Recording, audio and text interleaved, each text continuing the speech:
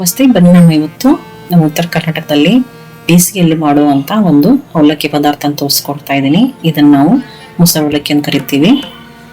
ಇದನ್ನ ನಾವು ಮಾಮೂಲಿ ಅವಲಕ್ಕಿ ಹೆಂಗ್ ಮಾಡ್ತೀವೋ ಹಾಗೆ ಮಾಡ್ಕೊಂಡು ಇದನ್ನ ಚೆನ್ನಾಗಿ ಹಾಕ್ಬಿಟ್ಟು ಆಮೇಲೆ ಇದಕ್ಕೆ ಮೊಸರನ್ನ ಹಾಕಿ ಮೇಲೆ ಕಡಲೆಪುಡಿ ಚಟ್ನಿಯನ್ನು ಹಾಕೊಂಡು ತಿನ್ಬಹುದು.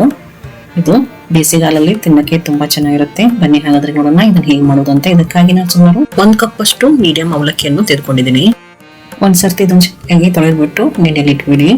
ಬನ್ನಿ ಈಗ ಇದಕ್ಕೆ ಒಗ್ಗರಣೆ ಮಾಡ್ಕೊಳ್ಳೋಣ. ಅದಕ್ಕಾಗಿ ಬಾಂಡೆಯಲ್ಲಿ 2-3 ಟೇಬಲ್ ಸ್ಪೂನ್ ಅಷ್ಟು ಎಣ್ಣೆನ ಹಾಕೊಂಡು ಇದಕ್ಕೆ ಕಡಲೆ ಬೀಜನ ಹಾಕೊಳ್ಳಿ. ಕಡಲೆ ಬೀಜ ಸ್ವಲ್ಪ ಕಂದು ಬಣ್ಣ ಬರೋವರೆಗೂ ಇದನ್ನು ಹುರ್ಕೊಂಡು ಇದಕ್ಕೆ ಸ್ವಲ್ಪ ಸಾಸಿವೆ, ಸ್ವಲ್ಪ ಜೀರಿಗೆ, ಸ್ವಲ್ಪ ಕರಿಬೇವು ಸೊಪ್ಪು, ಖಾರಕ್ಕೆ ತಕ್ಕಂತೆ ಹಸಿಮೆಣಸಿನಕಾಯಿ ಹಾಗೂ ಸಣ್ಣ ಹೆಚ್ಚಿರುವ ಒಂದು ದೊಡ್ಡ ಗಾತ್ರದ ಈರುಳ್ಳಿಯನ್ನು ಹಾಕೊಂಡು ಅದ್ರ ಜೊತೆಗೆ ಒಂದು ಇಂಚಷ್ಟು ಶುಂಠಿಯನ್ನು ತುರ್ಕೊಳ್ಳಿ. ಇದಕ್ಕೆ ಈರುಳ್ಳಿ ಟ್ರಾನ್ಸ್ಪರೆಂಟ್ ಆಗೋವರೆಗೂ ಹುರ್ಕೋಬೇಕಂತೇನಿಲ್ಲ, ಸ್ವಲ್ಪ ಹುರಿದ್ರೆ ಸಾಕು. ಇದ್ರ ಜೊತೆಗೆ ಸ್ವಲ್ಪ ರುಚಿಗೆ ತಕ್ಕಷ್ಟು ಉಪ್ಪನ್ನು ಹಾಕೊಳ್ಳಿ.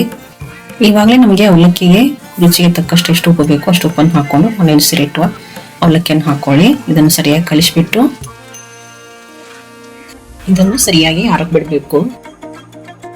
ಇದು ಆರಿದ ಮೇಲೆ ನಾವು ಇದಕ್ಕೆ ಮೊಸರನ್ನು ಕಲಿಸ್ಕೊತೀವಿ. ಇದ್ರ ಜೊತೆಗೆ ಸ್ವಲ್ಪ ಸಕ್ಕರೆಯನ್ನು ಸೇರಿಸಿದ್ರೆ ಹಾಗೂ ಸ್ವಲ್ಪ ಕೊತ್ತಂಬರಿ ಸೊಪ್ಪನ್ನು ಸೇರಿಸಿದ್ರೆ ನಮ್ದೀಗ ಅವಲಕ್ಕಿ ತಯಾರಾಯ್ತು. ಇವು ಆರೋವರೆಗೂ ಬನ್ನಿ ನಾವು ಮೊಸರನ್ನ ಸ್ವಲ್ಪ ಮಜ್ಜಿಗೆ ಮಾಡ್ಕೊಳ್ಳೋಣ. ಅದಕ್ಕಾಗಿ ಸ್ವಲ್ಪ ಮೊಸರನ್ನ ಹಾಕೊಂಡು ಅದಕ್ಕೆ ಸ್ವಲ್ಪ ನೀರನ್ನು ಹಾಕೊಂಡು ಇದನ್ನು ಗಟ್ಟಿಯಾಗಿ ಮಜ್ಜಿಗೆ ಮಾಡ್ಕೊಳ್ಳಿ. ಬನ್ನಿಗ ಸರ್ವ್ ಮಾಡೋಣ. ಮೊದಲು ಪ್ಲೇಟಿಗೆ ಅವಲಕ್ಕಿಯನ್ನು ಹಾಕಿ ಅದ್ರ ಮೇಲೆ ನಾವು ಮಾಡಿಟ್ಟಿರುವ ಗಟ್ಟಿ ಮಜ್ಜಿಗೆಯನ್ನು ಹಾಕೊಳ್ಳಿ. ಮೇಲೆ ಹುರಿಗಡ್ಲೆ ಚಟ್ನಿ ಪುಡಿಯನ್ನು ಹಾಕೊಂಡು ತಿಂದರೆ ಇದು ತುಂಬಾ ಚೆನ್ನಾಗಿರುತ್ತೆ. ಈ ರೆಸಿಪಿಯನ್ನು ಟ್ರೈ ಮಾಡಿ ಹಾಗೂ ನನ್ನ ಚಾನಲ್ ಅನ್ನು ಸಬ್ಸ್ಕ್ರೈಬ್ ಮಾಡೋದನ್ನು ಮರಿಬೇಡಿ. ಧನ್ಯವಾದಗಳು.